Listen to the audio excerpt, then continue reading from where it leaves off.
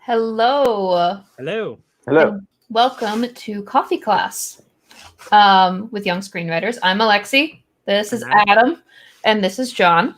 That's and me. Yeah, and I'm not a young screenwriter. Young nobody, at heart. Nobody. John. Look at Alexie. She was trying to what do I say to be polite, and she just couldn't get there. I saw it. I said young at heart. I got there eventually. I don't think John's young at heart. I'm probably not even young at heart. John's not young at heart. John's especially not young at heart.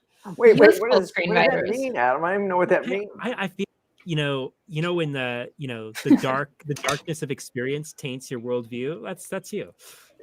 Oh my God. I would like to argue that, but I think you're dead on. Yeah. Hey, yikes. Okay, what a way to start. Yeah. Yeah, good. So today we are breaking down the story in Hunt for the Wilderpeople. So if you check the description of this video, you can see the tentpole beats for the film as I broke it down, which may or may not be right, but that's probably not. Probably not. I actually, you know what, John? I know. It's subjective. It's your interpretation. It's right. I have a prediction of where me and John are going to differ. Okay. John, do you feel that your interpretation is dramatic? Do you think it's unexpected? No. Okay. I think. By the way, well, it's Adam's show, but the structure is wonderful, and it's there. It's my show, John. Oh, it's Alexie's show. Sorry. I just rewatched the movie. I just rewatched the movie. Yeah, I was texting Adam asking about questions about the breakdown. I asked him a question about something in the first act, and he's like, "Oh, I haven't finished it yet." And that was 15 minutes ago. Yeah, basically. No. I finished it about a half an hour ago. So I'm ready. Fresh in the brain. Okay. Yeah. And unfortunately, whoever bought the Coffee Sane script did not reach out to me in this past week, so we do not have the script. Oh, Adam, I'm going to send you the tentpole. I got it. Oh, you got it? Cool. So yeah, in a little bit, I'm going to run through the tentpole beats as an initial analysis of Hunt for the Wilderpeople, and then we'll open it up to a bigger conversation. But in the meantime, John, any stories? Oh, movie theater guy. You did have that one. Yeah, that story. Is that a good story? I thought it was pretty good. You have to explain who everybody is because I didn't know. It's a little convoluted. Okay. So, God, now Alexie puts me on the spot. It's amazing. And you're surprised every time. No, yeah, because I always think you'll forget and I won't have to do this. And I hope people enjoy it. But anyway, so here it is. So there was a time when Mike Ovitz was the most, for probably a decade, was the most powerful man in Hollywood. And he ran CAA, Creative Artist Agency. I had to be represented by his Creative Artist Agency. He didn't know me from Adam or any Adam, but I met him once. Anyway, and Mike Ovitz was it. Mike Ovitz then left CAA and went to Disney, and they gave him a deal for $100 million. And Mike Eisner, who ran Disney, before the first year was over, kicked Ovitz out. Now, Ovitz was not only the most powerful man in Hollywood, now that I remember the story, not only the most powerful man in Hollywood, he was the most feared. People were terrified of Mike Ovitz because he ruled with an iron fist. And I literally was in a restaurant once in Beverly Hills at lunch, and the place went silent. And I said to the guy sitting across from me who was facing the door, "What happened?" He said, "Ovitz just walked in." It sounds like I'm making this up. It's absolutely true. So anyway, Ovitz got kicked. He left Disney, and now he's got no place to go. And he opens a management company, again, in Beverly Hills, big offices, and he was paying for it. Big mistake. He was paying for it himself. So he was... all the managers he hired, everybody, the renting the offices, which were plush. I actually went there, and it was mahogany walls and all this. He was spending his money. He called, and he said, and he was like, he spent a lot of money for overhead, and the new guys who were running CAA said to their clients, whoever the George Clooney, Brad Pitt, whoever they were, if you are managed by Mike Ovitz, you are no longer represented by CAA. One or the other, because Ovitz had screwed them over so badly when he left CAA. So suddenly, Ovitz had no clients. Is this making sense, Adam? Is this making sense? Is this? Yeah. Yeah. Okay. So at this point, Mike Ovitz calls Barry Diller, who owns that shopping network, and says, "Barry, I am bleeding money. Can you jump in here? It's going to take me a year or so to get on my feet. Can you jump in here and write some checks and help me out?" And Diller says, "I'm right in the middle of some big deals. As soon as I close them out, give me a couple of weeks. I'll come in and help you." A couple of weeks pass, and Ovitz calls Diller again and says, "I'm dying here. I'm spending my own money and I'm going through it like water." And Diller says, "Sorry, I don't think I can help you." Wiping Ovitz out. Ovitz said in a interview that he said, when Barry Diller said to me, "Sorry, I can't help you," he said, "I knew that was the final nail in my coffin." So this was back in the 80s and 90s. These were enormous egos, big players. They've been written about a lot. The stories are fascinating because you can't make these people up and you can't make these egos up.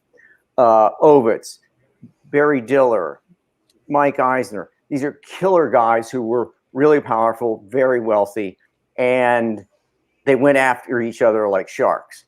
Anyway, the tag on the story, which I told Alexie a couple weeks ago, tag on the story is, I go one afternoon to see this opening. Something just opened. I went to the theater in Santa Monica, and I'm standing in line, and I realize standing in line right in front of me, buying his tickets for him and his wife, is Mike Ovitz, the once most powerful man in Hollywood. He's standing right in front of me, and he gets up to the ticket booth to buy his tickets, and the woman in the ticket booth says, "You can't go in with that water." He had a bottle of water. And he says, "What?" And she says, "You can't go in with that. You can't take that inside." Now, Ovitz is thinking, I was once the most powerful man in Hollywood, and you're telling me I can't take water into the theater? And he says, "Look, honey, it's water." She says, "I don't care what it is. You're not going in." So I'm standing there. I'm literally got a master shot. I'm watching Ovitz and the ticket woman, and the ticket woman doesn't know who he is. And he's thinking, "I'm Mike Ovitz. I'm Mike Ovitz. I'm Mike Ovitz." And she says, "Either throw the water away or you're not going in." And he takes the water, boom, and he throws it in his trash can, and she slips him the tickets under the window, and he walks in. It was like watching this drama that these two people didn't know who they were fighting with, and the ticket woman had all the power. Mike Ovitz had none. That's how far he had fallen down the food chain. Anyway, that's Hollywood. I love it. Do you still like it? Don't I mess with the still good love words. it. Adam, bizarre story, right? Is that It's life is really depressing the more you look at it, That's your take? That's my take. Yeah, people Think of the story from the Can side I- of the ticket woman. That's Yeah, a I mean, the ticket woman's fantastic just story. No, brilliant. it's a tragedy from her point of view. She has to deal with assholes like him every single day. Every day, and she didn't care if he was. He could have said, "I'm Mike Ovitz," and she said, "You can kiss my ass. You're not going in with that bottle of water." But one of the fun things about being in Hollywood all those years is if you literally, as I was at that moment, stepped back from it and watched what was unfolding, the people and the dramas and the egos were just fascinating to watch because everybody was so hungry, everybody was so ambitious. A lot of these people were very, very smart, and so it just created high drama. And again, from my point of view, it was generally a lot of fun because it was just so absurd. That's my anecdote for the week. There we go. See, John has anecdotes. That's the moral of the story. I guess so. So speaking of wildebeest. Yes, wilder people. Wilder people. All right, I will do it. How do I do it? trying to remember how to do it for myself. There we go. Okay, so the film this week was Hunt for the Wilderpeople, and it's about the protagonist is a 13, well, he's 12 at the beginning, year-old boy named Ricky Baker, who is an orphan in the foster care system. Well, not quite an orphan, but he's in the foster care system. And by the way, again, just in case you missed it, the tentpole document that I'm about to break down is available in the link in the description. So if you want to follow along, that's there. And then his flaw, as I understand it, was that he's pretending to be someone he's not. Like, he's a juvenile delinquent, but really he needs a family who accepts him for who he is. So when the movie opens, he is getting dropped off at this home in the middle of nowhere in New Zealand, which is his only alternative to juvie at this point. He's gone through all the other homes as Paula, the child welfare services officer, and his antagonist tells him nobody else wants him. It's either here or juvie, and so he needs to make this work. So he meets his new foster parents, a woman named Bella, who is amazing, and then her husband, Heck, who is just not into this at all. And at first, Ricky is really resistant to the situation and tries to run away, but Bella is just amazing and always pulls him back and leaves a little warm thing in his bed. And Ricky finally feels at home for the first time ever. And then pretty quick into the film, the inciting incident, Bella dies. So right after Ricky feels like he has this home, everything is tore out from underneath him, Bella dies. So Ricky wants to stay with Heck, but the child services people are coming. They're going to take him out. They go to the funeral. There's a little cameo by Taika, the pastor guy, in case you didn't know. And Heck is just sort of acting like angry and indifferent. And it's just like, you're just going to have to go back. So the call to action, or Act 1 break, is Ricky fakes his own suicide by burning down a barn and runs away into the bush. And the objective to me felt like it was just avoid juvie. But there's also this element at play where we saw that he took Bella's ashes. We saw that he was thinking about taking Bella's ashes because she'd mentioned that when she dies, she wants to go to where the earth wets the cloak of the sky. And Heck didn't do that. She's just in a box in the house. So he's trying to avoid juvie, and he runs into the woods. Now we are in Act 2, which is another new world. It's the New Zealand bush, and there's wild boars and no food and no toilet paper. And it's like the worst place that Ricky can imagine. And he has his dog, his sidekick dog with him, Tupac. And he's just trying to get through the woods, and he immediately runs out of food and gets lost. And then Heck finds him. So Heck finds him in the woods, or the bush, sorry, and wants to take him home. Heck breaks his ankle pretty quickly because Ricky is just annoying him. And then they're stuck in the woods for more time than they intended because they have to wait for his ankle to heal. And they find a rest stop where they learn that the authorities, specifically Paula, the child welfare woman, is hunting for her. They encounter 3 hunters in the little like building place, the little outpost, and they assume that Heck is a pedophile. They assume that he has kidnapped Ricky, and that seems to be the narrative that everyone thinks. And Ricky has to jump in and defend Heck from these hunters so they can run away. As they're leaving, Ricky is trying to figure out why they can't just explain that there was a mistake and that Heck has not done anything wrong. And Heck reveals that he has served time for manslaughter and that they're not going to believe them, especially after encountering these hunters. And Ricky also tells Heck about how dangerous it would be for him to go back into the foster care system, really upping the stakes. He talks about one of his good friends, Amber, who died. And so Heck and him both agree together that they're just going to run away into the woods at this point.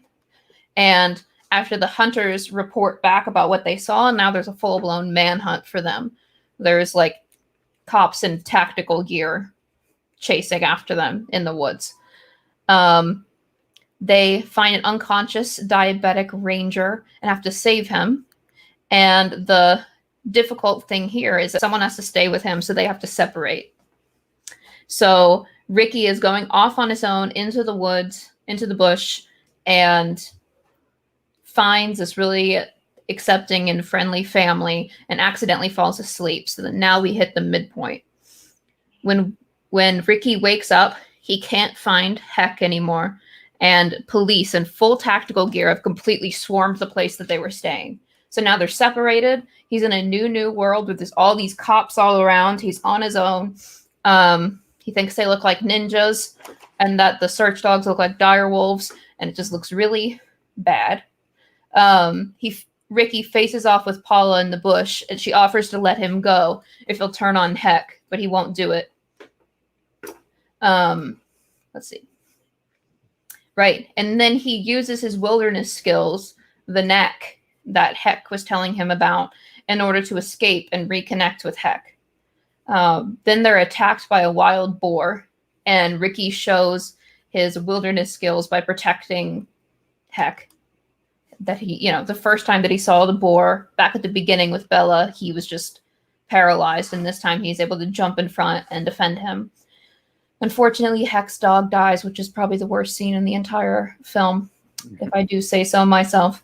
And after that big incident, they have to bury Zag, the dog, the cute dog. And John's laughing at me. And Ricky shows Heck that he's taken Bella's ashes with him this whole time to try to bring her to the Sky Place. So he watches as Heck throws Bella's ashes into a waterfall. Pretty quick after that, they find this random wilderness man named Psycho Sam, and they stay with him overnight. And he, for all the conspiracy theories that he's into, accidentally alerts the government to where they are. And in the morning, the government has completely swarmed. They're completely surrounding this little shack that Psycho Sam has, and there's almost no way out. And Ricky has to drive this like epic showdown, like Thelma and Louise style, chasing to the end. At first, I thought they were going to go over the edge because it had intense Thelma and Louise vibes. Yeah. And then there's a big showdown, helicopters, the entire military, there's tanks, and they get chased into this junkyard. And Ricky wants to stay and finish it off, but Heck is over it. He gives up. So he gets up. Heck gets up to leave. So Ricky is pissed and starts screaming that Heck is a pervert, and then accidentally shoots him. And that was the ultimate test, and Ricky failed. He called Heck a pervert and shot him, which is a pretty big failure. Then now we break into Act 3. We have the all is lost moment right at the beginning. They're both arrested and separated.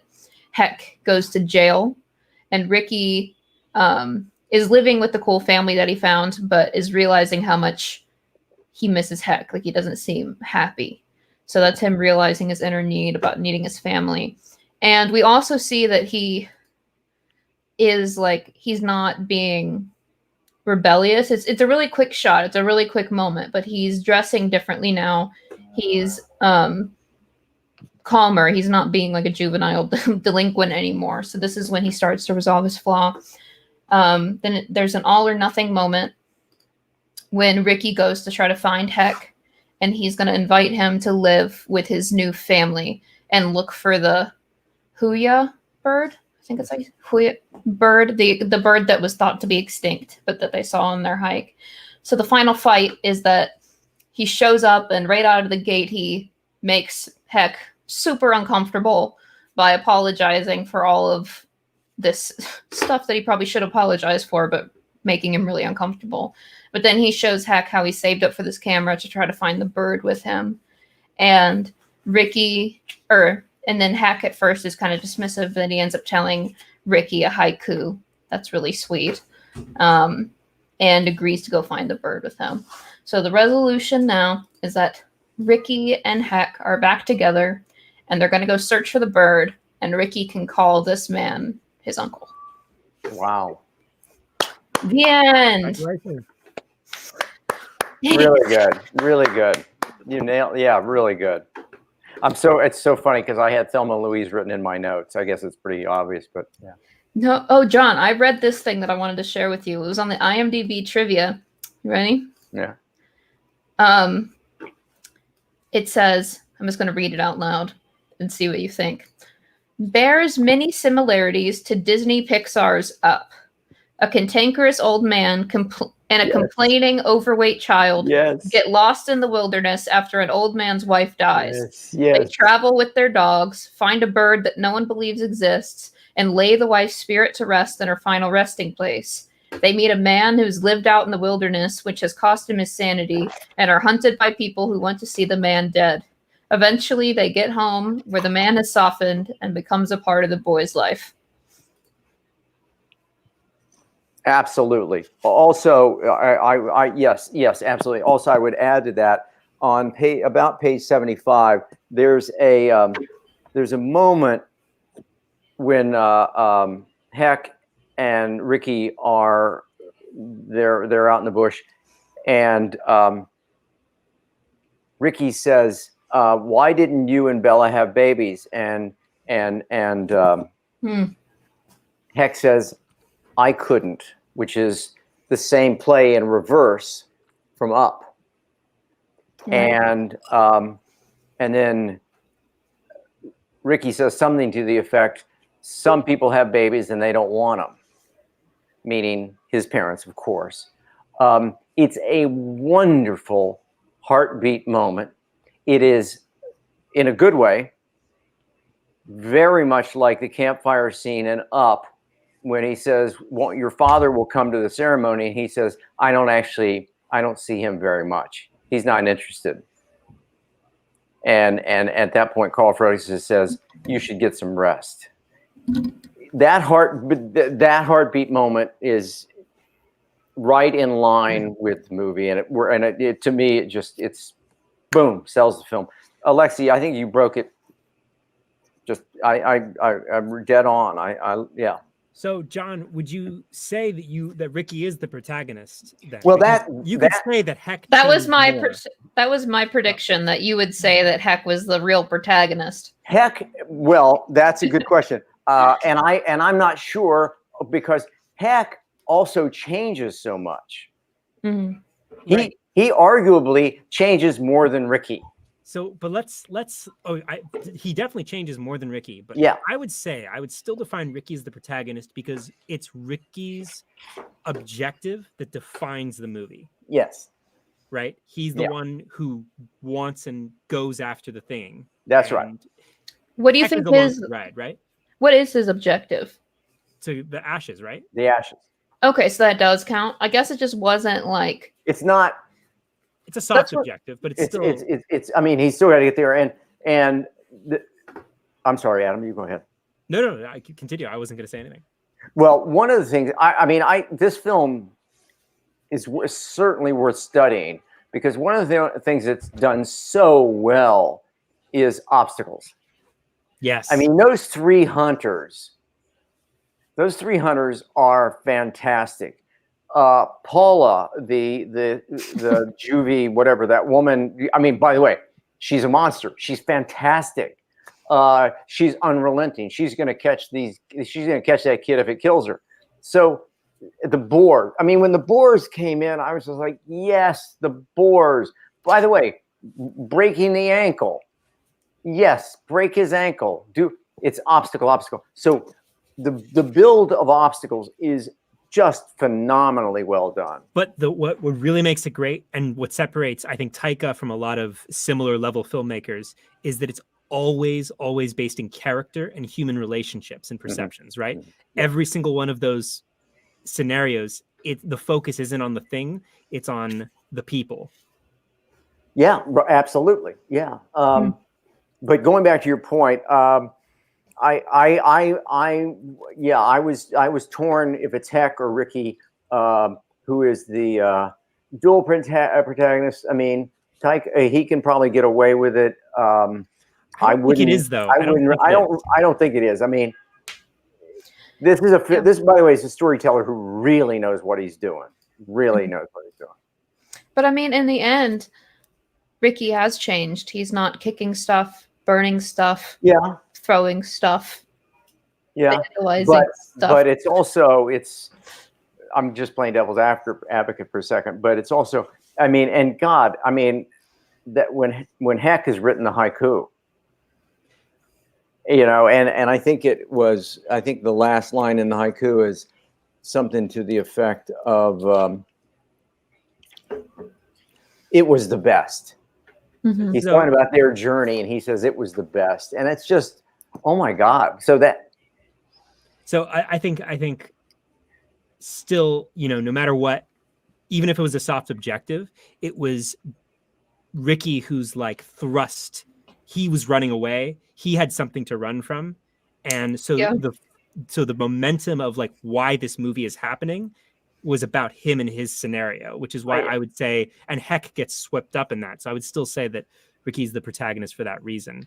And Heck's objective changes because at first he goes into the woods to try to find Ricky and bring him back. And then now his objective is to run away with Ricky. And then it's reactive to Ricky and what Ricky's striving for. Yeah. And it also is very much in line with what we talk about a lot. You know, if you put two characters in a road movie, this is what this is. It's a road movie. Make sure they're incompatible. Right. And by the way, even the last frame when they're walking off to go bird watching or to find that bird, they're still somewhat incompatible, even though they love each other. It's great. It's just great. Let's see. We had some questions because I wrote the thematic question. I was kind of stuck on that, honestly. So in my breakdown, I literally just wrote, what is family? And my reason for that was the conversation that he had with Bella, or about Bella with Heck, where Ricky was saying, like, I wanted to bring her out. Like, she said that she was from up here and wanted to bring her ashes back and, like, stuff like that. And then Heck is like, no, she's not from here. She's, like, basically an orphan like you and like me, and we have no family, and that's why she wanted to take you in. And so thematically, that's the film. I mean, they're stray dogs. Mm-hmm. There was an interesting take here that asked if, isn't the thematic question more about dealing with loss and emotions? This seems to be a recurring theme in the movie. I think it's a recurring, like, what's the word? Motif, maybe. Mm-hmm. But I think it's tied into family. Can you bring that question up again? I didn't. Oops. Nope. Let me grab it. That was another good question.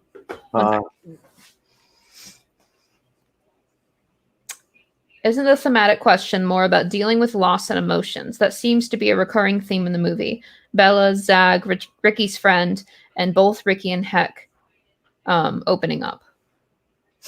Yeah, I wouldn't disagree. I mean, but their flaws are, that they can't, and then eventually they do, and that's why the ending pays off so well, I think. Yeah. We're having some questions about the objective, specifically about, since we didn't necessarily know.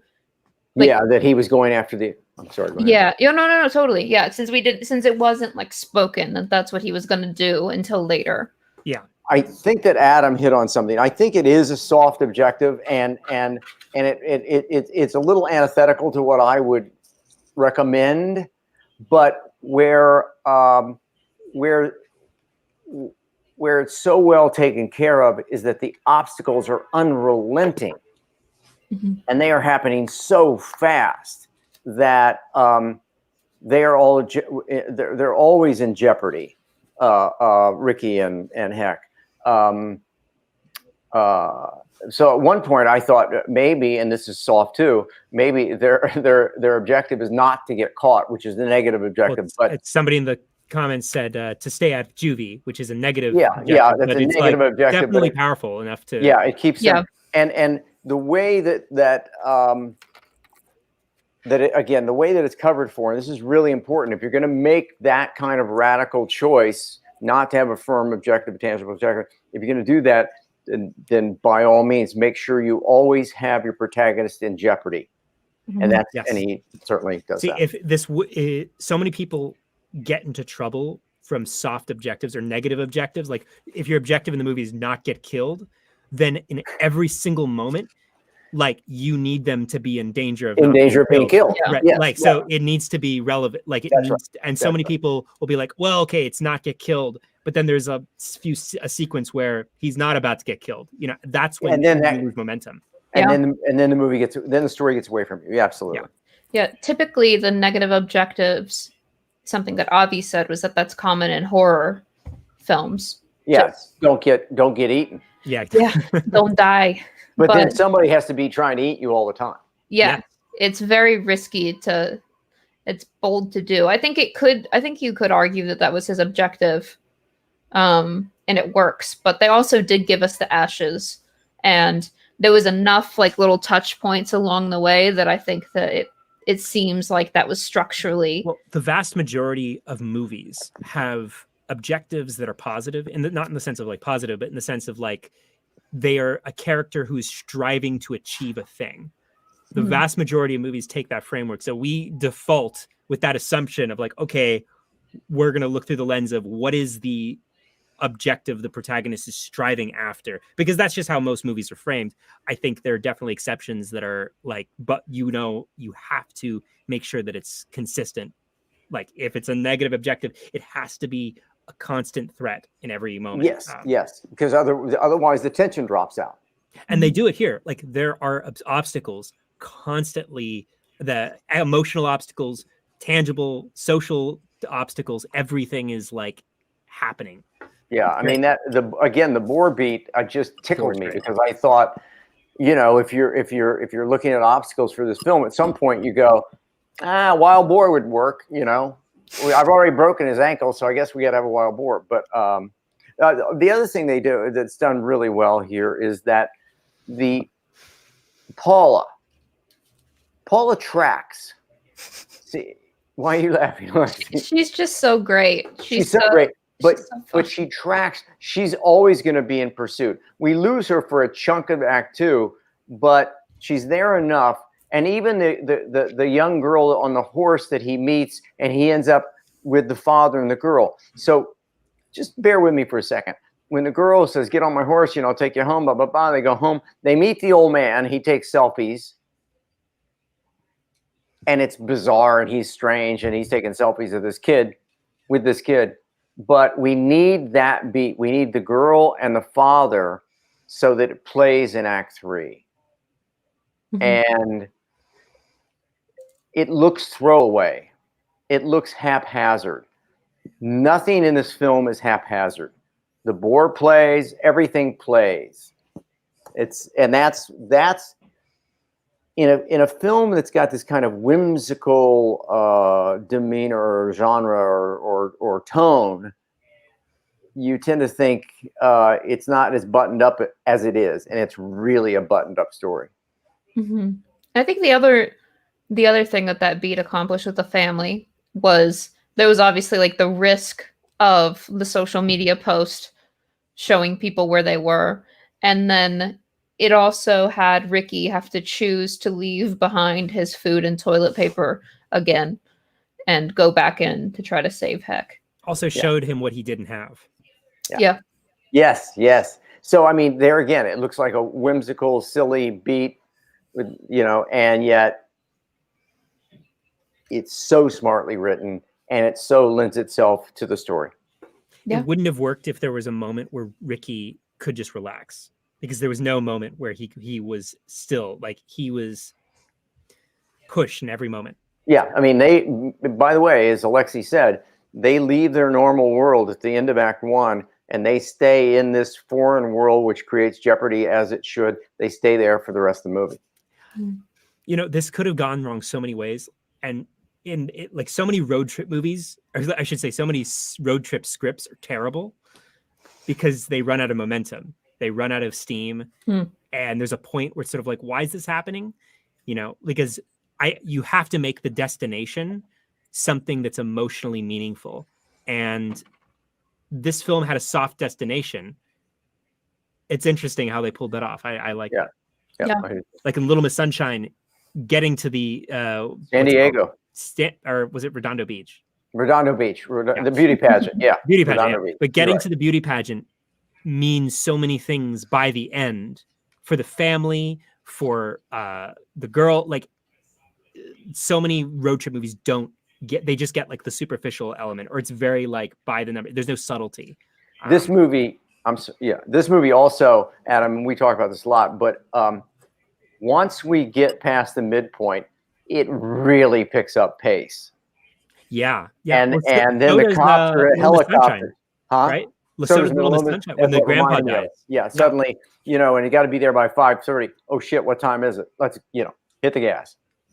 Did you all agree with the midpoint of it being when they're separated and the cops? Okay. 100%. Because there was so many moments though where a lot of things changed. Like, and I think the dynamic really changed where they're separated, right? So yeah. And when he sent him off, I thought, oh God, this is good stuff. That's also when I thought, okay, now I'm sure who the protagonist is because Ricky went. You're right. If Heck went, but Ricky went. Also, and Alexie, God, I don't want to bring you to tears, so just buckle in yourself. But that dog moment. Oh my God. Oh. Bringing it up again.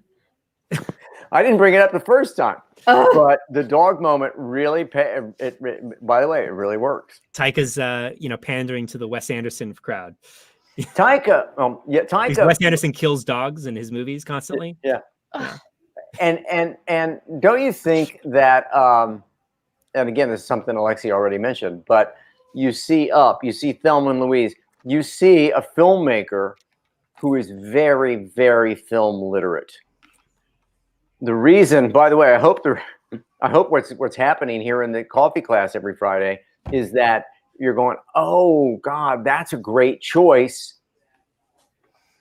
I can pay homage. I mean, Quentin Tarantino does it better than anybody. He borrows from this wealth of film knowledge that he has, and you. By the way, there's no way that that's not a lift from Thelma and Louise. I'm with Alexie. I kept thinking, go over the cliff. You know? There were a lot of movie references in this film. And I think that was part of the fun. Like, I don't know. Lord of the Rings. I understood the Lord of the Rings one is so funny. I understood that one this time. I didn't get it before, but Adam, I get it now. Thanks to you. There was an interesting thing where it turns out that the one part of the car chase scene copies a 1980s New Zealand commercial for the same car, shot for shot. No. Yeah. Is that right? That's interesting. I love that. Yeah. I mean, this is a filmmaker who has a lot of fun. Yeah. That seems right. I think that's part of why he's great. You know, so many filmmakers get lost in the sense of self-importance. And then like your films aren't alive because there's no humor, there's no joy. You know, I feel like the best movies, even if they're like horror films, even if they're like dramas, they have a sense of joy in the process. That's my bullshit that I project. But I think you're right, and that brings me to my. I have a question for everybody. For lack of a better word, the wacky tone of the film. Mm-hmm. For instance, the Bushman Sam with the bush. A lot of these pieces. The guy who looks to be dead, then he's not dead. It's almost madcap. It's almost madcap comedy, and I wonder if people. I mean, it's a fun ride. We get on that ride. We know the ride we're on. he's amazingly consistent, because it's not an easy tone to keep. And I know I'm the Lone Ranger here, but every once in a while I get a little bit, I find that the wackiness of the dialogue and non sequiturs and all that, it gets a little tiresome. And it could be what Adam started this off with, was I'm just an old curmudgeon. I'm paraphrasing what you said, but that's the substance of what you said, was John's just an old fart. So that could be it. No. It was that you're jaded by life. That's it was different. It has nothing to do with your age. It has everything to do with your soul, you know? My old dark soul. Okay, well that certainly makes me feel better. Thank you for clarifying. You're welcome. And nothing to do with your age. Oh man. But anyway, I'm curious to know, it's such a fun ride. I got on the ride, had my ticket punched and was off, but every once in a while I'm going, okay, that's maybe cute for cute's sake. I have a theory about this. And can I just punch back at Adam for a second? Yeah, punch me. When Adam says, I have a theory about Adam, on your tombstone, which is going to be a long, long time from now, but it should say, I have a theory. Or I'm a big believer. I say that all the time. I'm a big believer in. Then I just say some bullshit that I just. But now that I interrupted, I do want to know your theory. I'm dying. I do. Oh, what was my theory? Oh, so there was like a glut of films that were were whimsical for whimsical's sake in like the mid 2000s. About 10 years ago, I think it peaked. But like there were a whole glut of like films basically inspired by Wes Anderson and like people like him, like who were like, oh, we're gonna be like Americana cute, but like turned on its head, like Napoleon Dynamite, I Heart Huckabees. They're all like these, like, let's show these quirky, strange people and sort of show the slice of life, but like tilted to the left or whatever. And I feel like the people who did it poorly didn't understand that you had to have emotional substance and real drama at play. Napoleon Dynamite, while a very funny movie, didn't really do that. Or like, okay, that's not fair because I like that movie. But there were a lot of films that I feel like they're just sickeningly whimsical, didn't have like real emotional, like real acting, real writing on the page. Twee is the word. Twee is the word used to describe. I gotta write that down. What is twee? What is it? Twee is the word that has been thrown at Wes Anderson nonstop for the last 20 years. What's it stand for? What's it mean? It basically means like sounds derogatory. Insubstantial. Here we go. Well, what's the definition? Excessively or affectedly quaint, pretty, or sentimental. Oh, there we go. Oh, that's pretty rough. Yeah. So pretty harsh. So it's kind of twee. What Taika does though is he understands what Wes Anderson understands, in that you have to let the actors do the work at being real. Wait, can I tell you something cool? Yeah. So this came from the early 20th, that word twee came from the early 20th century, and it represents a child's pronunciation of sweet. Oh, interesting. Oh, that's funny. That's funny. The more you know. Adam, I want to follow up with what you're saying about the, and if some, I'm not right now, but I don't want to put you on the spot, but I would love to know more, because I think you're right. I just don't know the films that lend itself. But what happens is people watch a Wes Anderson or Taika or somebody, and they go, that's what I want to do. There's nothing wrong with that. That's the reason we watch. And again, we have this catalog and this film language that we can draw on. It's great. Wes Anderson is doing Wes Anderson. Yeah, he's not pretending to be. He's not else. pretending, and Tim Burton is doing Tim Burton. And there was a period. Oh, this is a dirty word, but I'm going to say it anyway. Woody Allen had a point in probably in the late 70s when he so wanted to be Ingmar Bergman. Yeah, that he made a couple Bergman films. Interiors. Terrible movie. Yeah, terrible movie. And they were bad Bergman. and you just couldn't watch him, and it was painful. He went back to being Woody Allen, which I know we don't need to get in that conversation, but finding your voice, that's the long way of finding Taika, Wes Anderson, finding your voice and not mimic it. And we all mimic somebody. We all do that. But we do that on the road to finding our own voice. And once you find your own voice, then you're home. But none of these people can do anything what they do. What they do is brilliant. But does that make sense? That makes sense. I mean, I just think Lexie just keeps laughing at me. Just because I was trying to figure out what that poster is that they put in elementary schools that are like, and I found this one. It made me laugh because I was just looking it up, but it's from a website. What's the poster? Hang on. I don't think that this was the exact poster, but it made me laugh. This is why I laughed. Oops. Spiritualcleansing.com. Be yourself. Everyone else is already taken. Oscar Wilde. I just thought it was funny. I was looking up what the poster was. Anyway. You know Oscar Wilde's his last words as he was in his deathbed? Was it this? No. What is it then? Either this wallpaper goes or I do. That's great. That's good.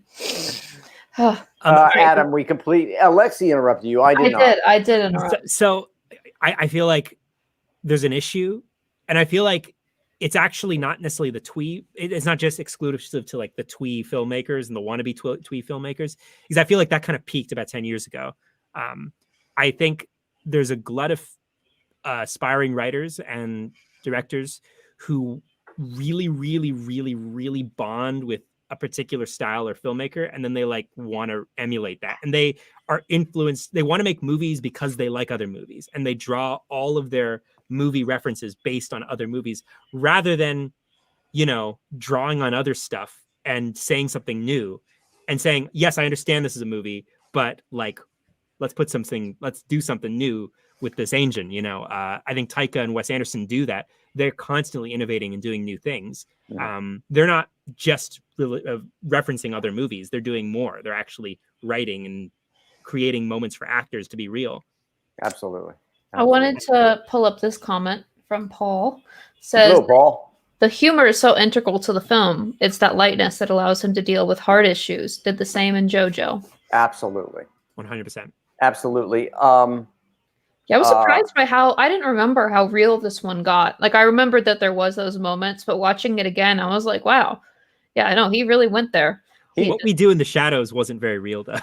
No. I love that series.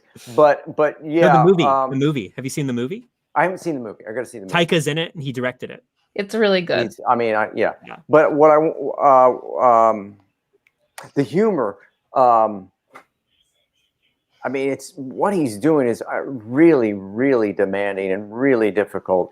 Maybe at some point, we should watch. We should watch Airplane.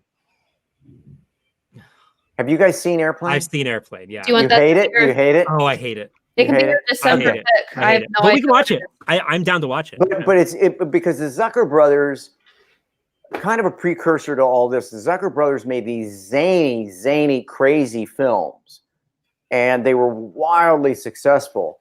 And then when you went back and read the script from Airplane, which looks like just a silly movie, you don't even want to try to do it, because what they were doing was so difficult. The voice and the command of the humor and what they were doing was just brilliant. And maybe it's hard to do. It's hard to do, and that's why it's hard to mimic somebody else's voice. Maybe we do it. What's the saying? I feel like a lot of people misunderstand. Like, what is it? Comedy is a wide shot. Drama is a close up. I like that. Oh. Yeah. But the Zucker bro. Yeah. Don't know why. I'm just talking. Do we have other questions? Yeah, I'm sure. I just asked. Let's see. Yeah. Let's see. Poor Zag. I agree. Oh, poor Zag. Andrea says it was a dignified death. That it was. He died a hero. Let's see. We're going off on a dog tangent. I can feel it. Look. I'm just going through the comments as I see them. Wonderful also that Heck was starting to learn to read at the end of the film. Yeah, that was sweet. Yeah. It's a sweet film. I mean, I loved the haikus was so good. Oh, That's God. something that I feel like, it didn't need, that's not structure. That's the writer, that's Taika, It's good Yeah. ideas. Oh, Good yeah. Oh, ideas. that, yes. Like- yeah, I mean, that's nuance. At the end of the day, it comes down to, you can get it, you can teach structure, you can teach like scene theory, you can teach all the things, but at the end of the day, you got to have good ideas, right? And that's why I think that's why I think film students should read more books, because that's where you draw on Books. inspiration. But That's clarify what you mean by books. not screenwriting books. Fiction, nonfiction. Fiction, yeah, fiction. The best ideas I've ever had in my life came about because I was reading some weird history book or something, like those little details, like those little associations, confluence, taking two ideas that have never happened before together, combining them to make something new. That's where the stuff is. Yeah, and you get to a point where when you're reading novels and literature, that you go, oh, this is great storytelling. Yeah, and if you're just watching movies all the time, you're just seeing other combinations of ideas. Yeah, and you'll never be able to have new ideas because you just have movies in your head all the time. Yeah. Here's a good question. Here we go. It was impressive how they got us very attached to Bella in just 15 minutes, and how that formed such an emotional basis for the movie. How do you write a character in a death beat like that? Yeah, it dovetails back to what Alexie was saying earlier with Ella in Up. Ellie, right? Ellie. Sorry, Ellie. They're gonna kill her, but they got to make sure we're in love with her before they kill her. And I have to say, it is a cheap shot. It's called fridging, and it's a trick it's a terrible theme in movie. Like, okay, let's get the audience emotionally involved by just killing some woman. It's always the girlfriend or the mom. It's usually the mother. It's always a female. It's always a woman who gets killed to get you invested in the movie, and it's never a guy. Like, it's always the girlfriend who dies. That's true. Yeah, the girlfriend or generally it's Disney's always the mother. But going back to Up fridged the wife, and this film fridged Bella. Yeah, and going back to the question for a second, it's a really good question, and so you realize that you've got about 15 pages to make us care about Bella, and so in those 15 pages, very economical. You've got to make sure that we understand how soulful and genuine she is, and if you don't cover it, if you don't get that accomplished in those 15 pages, you've lost it. I think it was. So that's Oh, go ahead. So that's but I always screenwriting is a lot about economy and knowing how to move the damn story. And if you fart around and don't do that by page 15, you've lost your chance. And now the audience is not connected to Bella. And then you've got a big problem. So going into those 15 pages, she's gotta be soulful. And she was. And we fall in love with her. I think that part of the moments that meant the most was because we'd already established that Ricky was like this tough kid who breaks things through Paula, and then we saw him be resistant at first, and then we saw his reaction to the hot water bottle in his bed. So I think that part of it was we got empathy, or we started loving her through Ricky. And then the other moment that obviously was great was when Ricky started singing with his birthday song.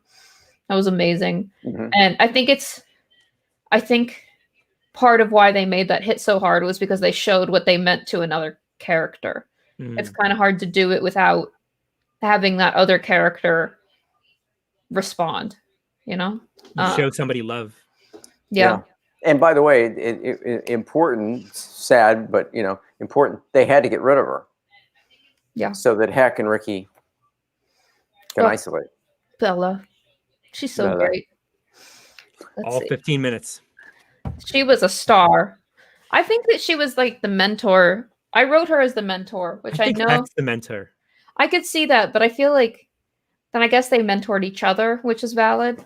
It's just John. What do you think? Who's the mentor? I'm laughing with you, but you just want to. You're between Bella and the dog. You're like so emotionally invested in this movie.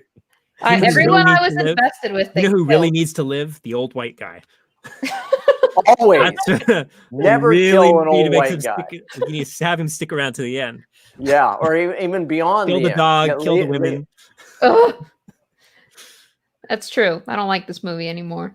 Hey, it's your suggestion. It is. It is. It's Sam Elliott. Sam Elliott's good. Yeah. Let's see. Oh, yeah, Sam Elliott. That's the Elton John musical, right? You're talking about the actor? Yeah. I think his name is something else. No. What's the name of that? The one about the movie about the kid who wants to be a dancer, but yeah. But he's a bot. But Billy Elliot. Billy Elliot. Sorry. Look at me knowing something. You weren't even gonna ask me. You assumed I wouldn't know. But here I am. Here you are. Sam Neill. Sam Neill. I had it way off. I was way off. It's okay. Sam There's Neill. 2 L's. I got you. I saw you were referencing Thank you. Billy Elliot, and I was like, double L's. I'll go. Yeah, you're right. Billy Elliot. There was another question that from Abdullah. Let me find it. It was earlier. Basically asked. Oh, here we go. Do we know anything about the adaptation process? For example, how faithful this film was to the book, since this was based on either a book or a short story. I'm not really sure which. Are we thinking about doing a course about adaptation? Wow. We talk about adaptation in the writing the feature. Writing the feature we talk about, right? Yeah, a little bit. Adaptation is adaptation. I've done several times. It's really fun. And do you want to know what the name of the book was called? What was Wild Pork and Watercress. It's the name of the book. Is it a book, not a short story? It's a book. I think I remember reading. I don't know. It says work. I says know 1986 work. I'll research. I know that for JoJo, it was based on a book, but he completely went a different way with it. Like Hitler was not an imaginary friend in the book, so he had to That's what we call an artistic liberty. Yeah. Yeah. So he had to tell the author okay, so you need to trust me because I want to make Hitler his imaginary friend, and luckily it worked out because that could have been awful. I think it was because he chose to play it himself, and he's Jewish, so that gave him the pass. He said, what would Hitler really hate? A Jew playing him in a movie. Yeah. Yeah. Oh, let's see. Oh yeah, we got a lot of people. Oh, it was a book, and we did a workshop on adaptation. Yeah, we did. That's what we did. Okay. Oh. Yeah. I mean, adaptation is, as I was saying, really interesting. You may at some point in your career, I hope you do, get assigned a book, and it's a matter of going through. I mean, this is kind of the oversimplified version of it, but it's a matter of going through, excuse me, and finding the structure in the book and pulling it out.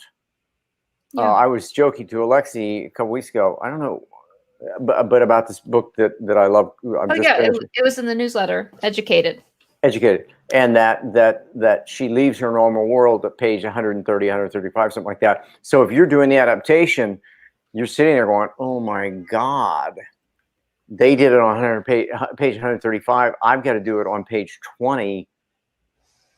What do I have to strip out?"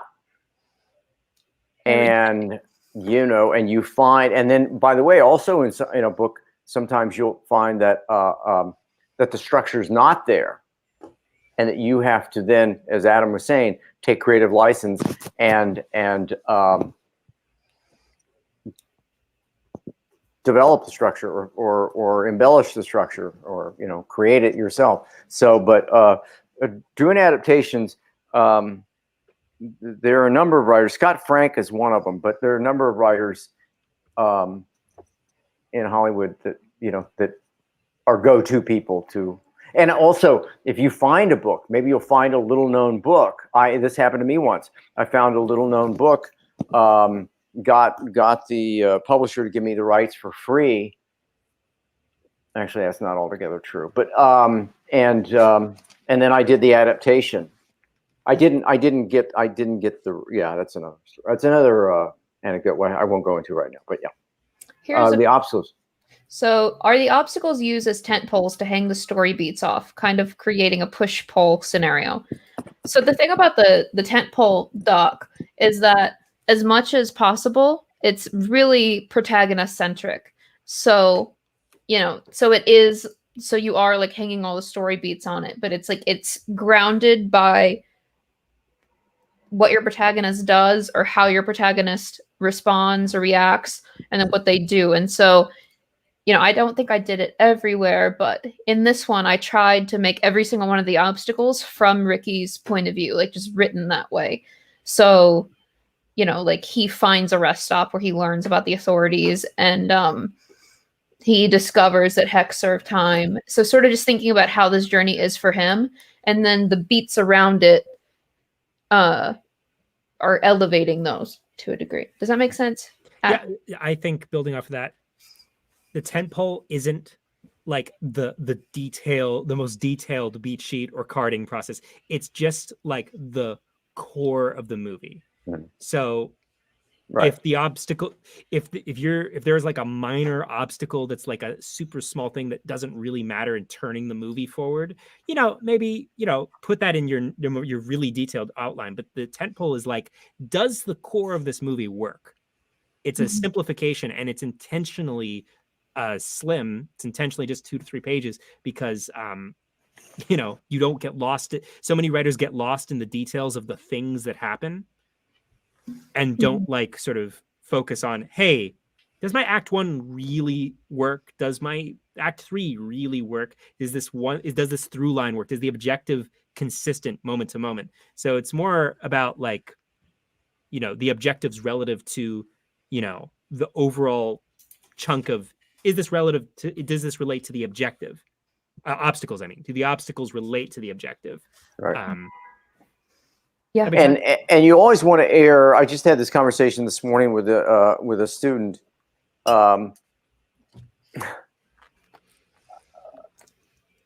You want to err on the side of having too many obstacles. This young man presented his beat sheet. And I have a feeling that if he wrote that script, Act 2 is about 20 pages long. I explained to him, I'm not sure, he's probably thinking about this right now. I explained to him that he didn't have enough obstacles, and he said to me, well, I write long scenes, which was, you can imagine, the wrong thing to say to me, because I said, not in my class, you don't. My class, you write scenes that on the average are about 2.5 pages long. And he said, no, mine run like 6. And I said, yeah, not in my class. It's not going to happen. Just forget it. So, you know, because nothing pisses me off more than, you know, Mine So run 6. Did you, John, did you frame it to him that like, I think a good way to frame that, if I was talking to him, would, other than, you know, much nicer than me, but I would say much nicer, but I would say like, okay, your scenes are long, but what the problem is, your movie is light on events. Obstacles are events. Adam, I mean, yeah, better than what I came up. But also, I just have to say in my own defense here for a second, I'm about 8 weeks into this class, and I got a kid who's asking me a week 2 question at week 8. Right. You know, and I'm like, shit, I've answered this question 25 times, and you're asking me again. And so what he's trying to do is he's really saying, I don't want to do the work. Yeah. It's hard to think of events. It's hard to think of like the things that happen. you know, rather than be like, okay, I can make this thing happen for 6 pages, rather than make like, okay, these are like you like the movies that are great are the ones that feel like, oh wow, a lot just happened in a short period of time, rather than like, you know, checking your watch. Yeah. By the way, it goes back to what you know, one of the things I love about this film. I'm repeating myself, but it's obstacle, obstacle, obstacle. I mean, there's a fat moment in the scene when he meets the girl on the horse and goes home. That's it. But that's it. That's about it. And that runs 7 pages. You're doing that based on time, right? You didn't. It ran 7 minutes. I was worried that you bought the coffee script and didn't tell me. But that's 7 minutes, and that's what's difficult, John, is that it's hard to tell if that's a directing thing, too. Sometimes, you know, because I feel like that scene was. I feel like they padded that out. They really milked that scene, but other than that, boom, boom, boom, boom, boom. Yeah. But can I make an argument in favor of that, John? Yes.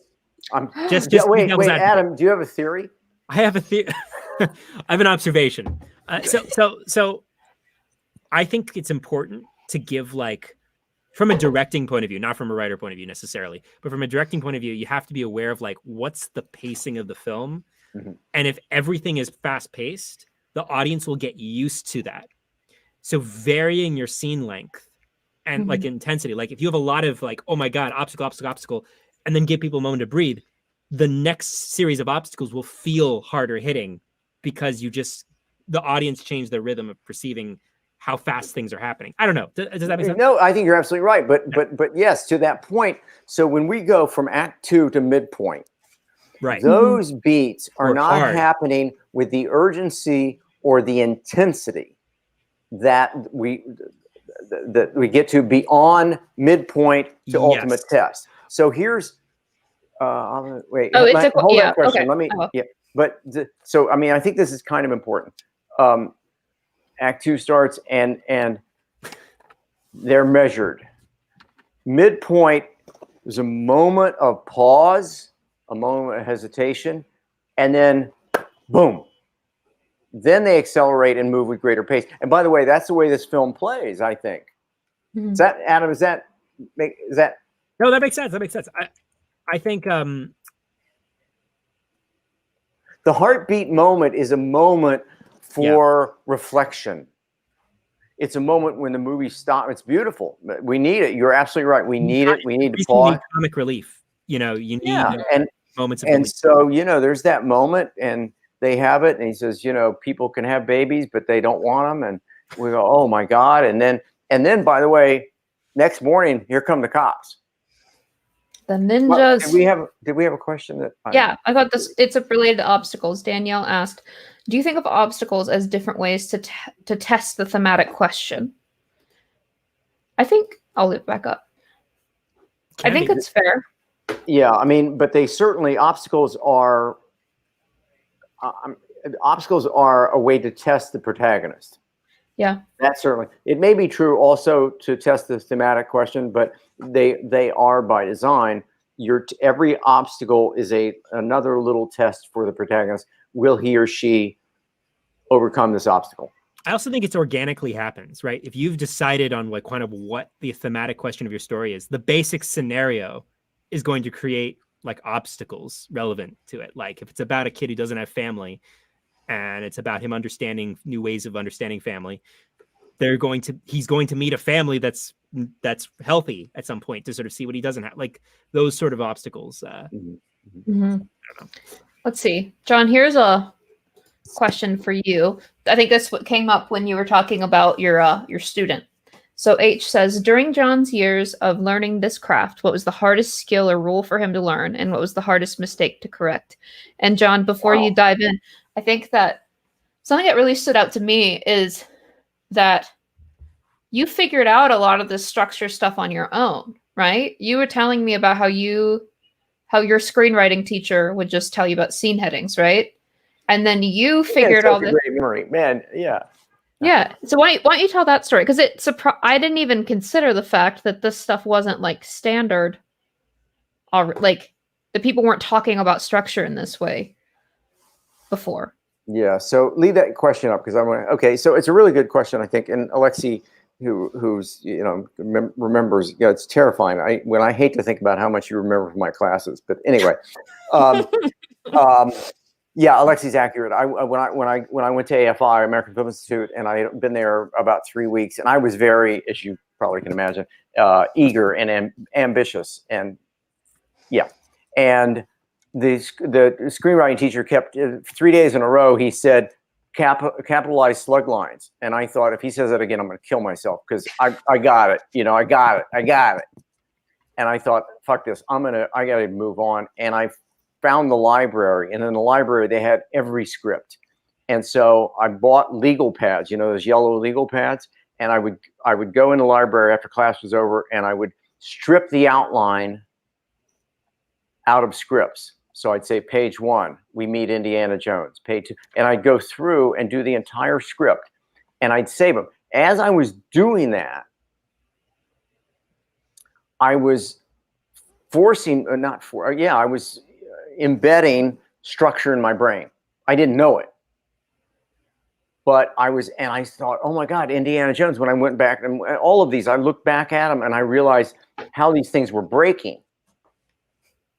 And that was, and I remember I got a deal early on. I got a deal to write a movie at Universal, and Josh Donnan, who was the executive producer, and he said to me, so I guess this structure stuff comes really easy to you. And I went, yeah. I had worked my ass off to get it because, and here's the other thing, I'll be very candid with you, Spencer.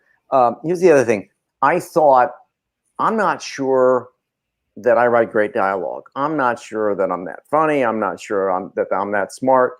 But if I learn structure, I can make up for inadequacies. I can make up for areas where I'm inadequate as a writer, because that's just sweat. That's just how hard will you work. And so that's where I applied myself and learned structure. And then any natural talent that I had, I could layer on top of that. And it really, so that was the thing that really changed my career. It changed my career, no question. And John, just to build off of that, I love Queen's Gambit. What? You're like her. I am. No, I'm not at all. She's not at all like him. Studying books, I think. Like you're like sitting there, like teaching yourself. I was studying. I've told you guys the story, Adam. Hang on to that. But I've told, or Alexie, my wife was. This is not, doesn't reflect very well on me. Maybe I am a little bit like like Beth in Queen's Gambit. My Janet, my wife was pregnant, and she was having contractions, but they were very far, very, very, and ridiculously, we said, well, let's go to the movies because we got plenty of time. What the fuck? You said that, didn't you? I'm not going to answer that question. And so we went to the movies, and she said, I'll nudge you when I have a contraction, and I would check my watch. And so then I kept checking my watch, and she said, why are you checking your watch? I didn't nudge you. And I said, I'm timing the movie. And she got really pissed. But I was trying to figure out what page we were on, which I do that to this day. I'm going, we're on page, he broke his ankle. Okay, where are we? Okay. So anyway. John, I love what an asshole you are. I love it. I love it. It's great. No, you're a nice guy. You're a nice guy, but you've got like this pragmatic, streak. That's great. I think it's great. I don't know that it's so great. I think it's great. I think it's great. Oh man! But by the way, it's at least who. I mean, that's who I am. What were we talking about? What were we talking about? So John, if you're, and just a clarifying question, because I'm convinced of this, but the vast majority of scripts that you read that aren't good, they're not good because of structure problems, right? Yeah. Is that right? Yeah. Majority. Yeah. Oh, yeah. No question. Like, have you read a structurally like valid and sound script that like was not good? No, because because you can camouflage a lot of your flaws as a writer. And this goes back to what I was saying a moment ago. You can camouflage them if you are so densely invested in story and structure. They won't catch you. If you, and Michael Crichton, Michael Crichton, who you may or may not know, is a novelist. He became a very successful screenwriter, very successful novelist. His father said, "You're going to become a doctor." So he became a doctor. As soon as he became a doctor, he said, I never want to be a doctor. I want to be a writer. Now, he was not a very good writer. He wrote Jurassic Park, for God's sakes. So, and if you look at Jurassic Park, that is a structurally sound. So he knew that he wasn't a pro. He was not Nabokov. He wasn't a prose stylist. He was a nuts and bolts guy. If you have the nuts and bolts, which is structure and story, you can cover yourself if you happen to not be Wes Anderson. If you happen to not be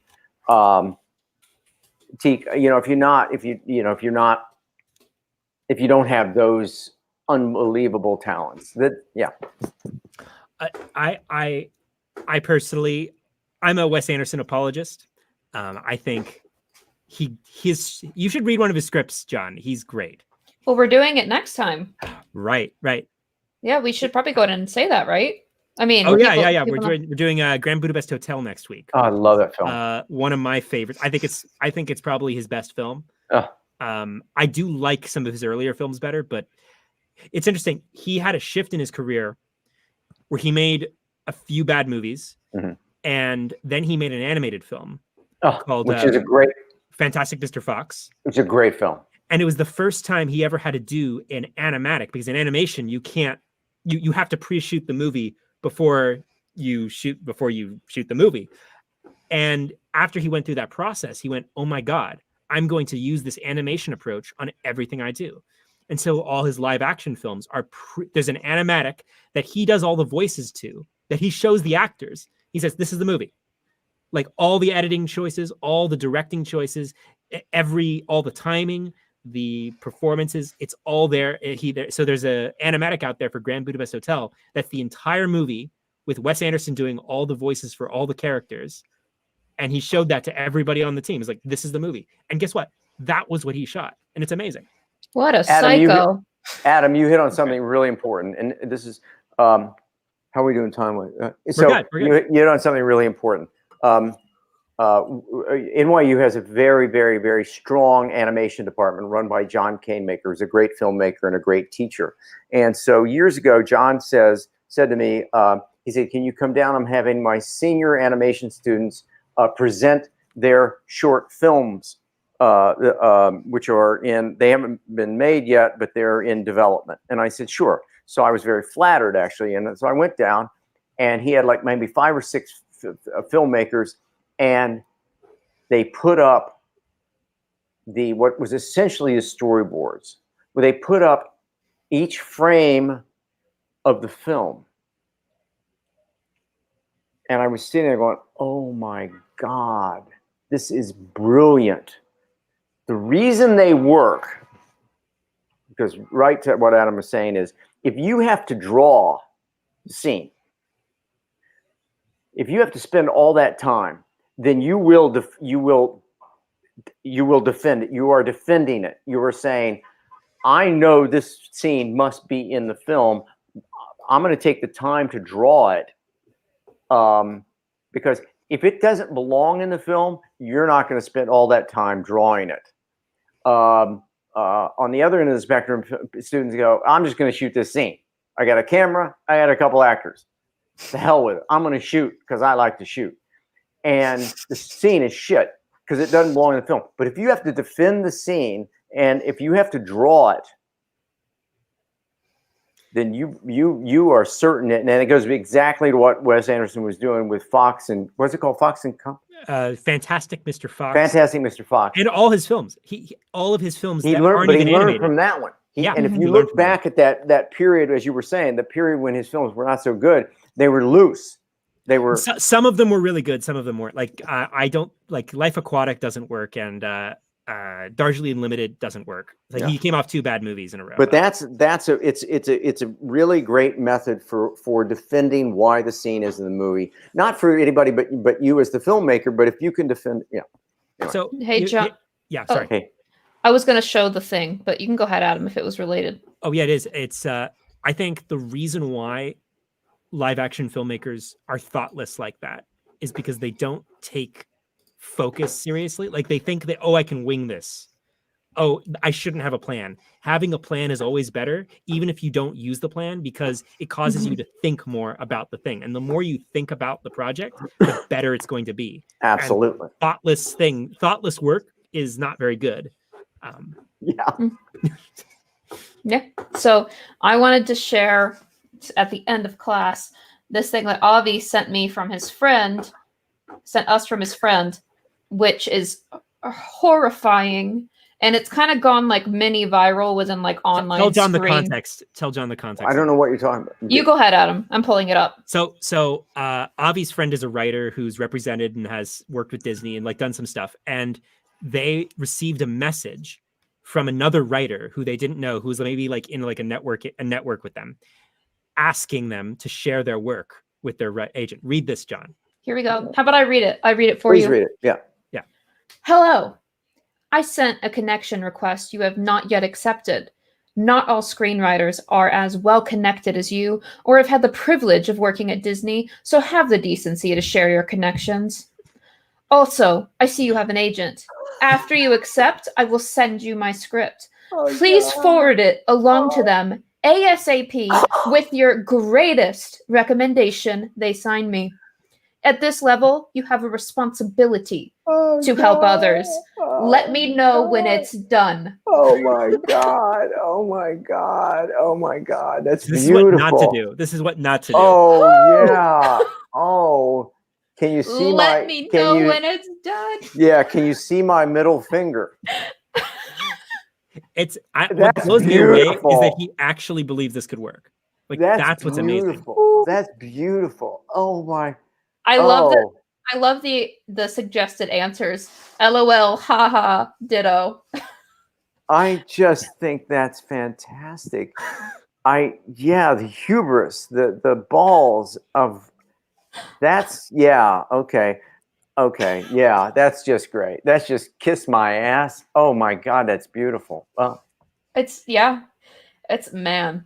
that's good. That's like frame it. You got to frame that. Somebody should frame that. Let me know when it's done. Let me know. Oh, I love that. Paul, I can't believe you're posting my message. So out there, I think it gives us all a little bit of comfort that there are assholes like this in the world. Makes me feel better about me and every message I've ever sent to anybody. That's a beauty. I don't think that's I've never seen that quite that. Boom, literally and figuratively, black and white. There it is, folks. Let me know when it's done. Let me know when it's done. It's like they're ordering a kill. Yeah, but yeah, it is. It is like let me know when it's done. Into his watch. Let me know when it's done. John, I will send you my outline. I need multiple season contract ASAP. I just had to share this. I needed to see your reaction, John. I mean, over the years, I've seen some hubris, but that's a beauty. That's a beauty. That may be a topper. That's pretty good. I like it. There are a lot of very deluded people who live in Los Angeles. Yeah. Oh, God. I don't know why. It's just interesting. There are a lot of very confused people in the world, and this comes from a sense of entitlement and delusion, right? Yeah. It's what's it called? I need to figure out the name of the psychological phenomena where the Dunning-Kruger effect or whatever, where when you start something, you first start to learn about something, you have a false sense of competency. Yeah. At that thing. Yeah. Before you actually get experience. Yeah. And the experience that after you get some experience, you go, oh fuck, this is harder than I thought. Before you gain some competency and your level of so it's the moment where the highest moment of where your confidence is directly opposed to your actual competency. is when you start something and you first start to understand. Like when I first started to learn about chess, I thought I was a lot better at chess than I was. Right? It's like anything. Because you don't know enough to know how terrible you are. And also, Adam, you hit on something, because it's by the way, here's the thing. We're all writers. So you have to accept there's a brashness to saying, I'm so damn smart that I can do this. Because a lot of people are going, I can't do that. But all of us in this room are going, so you need that to get you literally or figuratively in the room. Then, but you also need the self-awareness, objectivity to go, I didn't know. Oh, okay. I'm going to go back. I'll stand back here for a minute. I mean, that was, by the way, it was Alexie. Alexie, in my, my class, all these boys with their baseball caps on backwards going, hey, Mr. Warren, I'm ready to pitch. I got it. Yeah, I got it. And they pitch and it sucks. And then there's this young woman in the background who goes, I could go if you need some. I go, yeah, why don't you try? And that was Alexie who nailed it. And you see all those boys going, shit. Okay, I'll just, take my baseball cap and walk down the hall. And then I became Tracy Flick. And then the rest was history. No, actually, I think you were Tracy Flick. You just, didn't have the confidence in them. But Adam, it's a balance. You need to be brash, and yet you need to say, and there's a moment when you're like looking at it and going, oh, maybe I need to back up a little bit and learn my craft before I start mouthing off. Can I sort of inject an opinion though? To people out there, when you're querying and when you're trying to make connections and network, never be self-deprecating. Never like there's one thing to be like, okay, be aware of that you aren't a famous, successful writer with leverage, and that people need to connect with people to get someone to read your script. You're asking something, but never be like, oh, I'm a terrible writer, or I'm just starting out. But never do that, because especially in writing, being self-deprecation never reads well. You want to have confidence to say like, hey, I'm a writer and my script is about this. Would you please read that? Be respectful and aware of people's time, and always ask with respect, but like never put yourself down in a networking context or when someone wants to read your script, because that's something that so many people I know do, and it's real disservice to you and your work. Because they and that goes, again, later in careers, when you're walking into meetings, you've got to walk in, they're looking at you, they're the writer, and if you aren't sure, they aren't sure. So if you're well prepared for that meeting, for that pitch, whatever it is, and then you can walk in with some swagger and say, I'm confident. And then they go, oh, you're confident. Well, then I'm confident. But Adam, it's a good point. I have a slight amendment. Yes. I think don't ever be self-deprecating about your work or yourself as a writer. Like you could, especially if you're like going in for like something like a comedy, you can be like self-deprecating in like a funny way about yourself for other things, but never about like your talents as a writer or your work as a writer. Yeah. Or your desire to be a writer. Like, I know it's unlikely that I'll do whatever. Like, don't even enter it, because the moment you plant that, and they were already thinking that, don't affirm that in your brain about, Yeah. I don't know. It's like selling a car and saying, so this car really sucks, but I really want you to buy it. Yeah. Please buy it. But that email or whatever, that was a like, beauty. This car isn't that great, but I'm hoping you'll find the inner beauty and meaning of it once you sit inside for test drive, because that's what writers secretly want. They want to be like, well, I want you, Mr. Producer, to tell me, wow, I didn't think this would be that great, but this was amazing. This hidden beauty, writer, you're amazing. Yeah. Like hidden beauty. This shitty car. Wow, there's a hidden beauty in it. It's not as bad as you said it was. God. That's too on the nose, Adam. Sorry. I'm sorry. It really was. No, it's funny. But guess what? We're at time. Let's.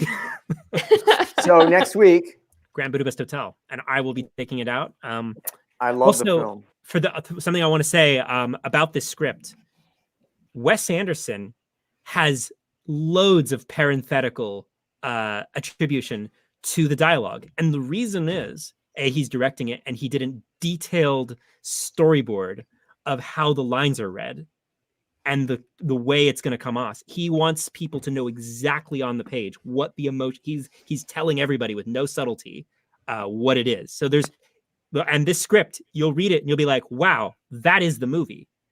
He made the movie. There's no room for interpretation. The document here is what he turned the movie into. So there's a lot of on the nose dialogue attribution, which I personally don't think you should do in the average screenplay because actors hate that. Yeah. But you have to realize this is Wes Anderson and he can do whatever the fuck he wants. That's right. That's right. That's right. Yeah. Truly. No, it goes back. Hitchcock always said that shooting the film was the boring part because it was already playing in his brain. So interesting. Yeah, that's cool. He had a whole theory. He was a smart guy, a shitty human being, but a smart guy. Yeah. Yeah. All right. So yeah, that was fun. Yeah, that wraps up. Alexie, great job. That was Thank good. you. All right, let's log off. All right, everybody. Bye, everybody. Bye.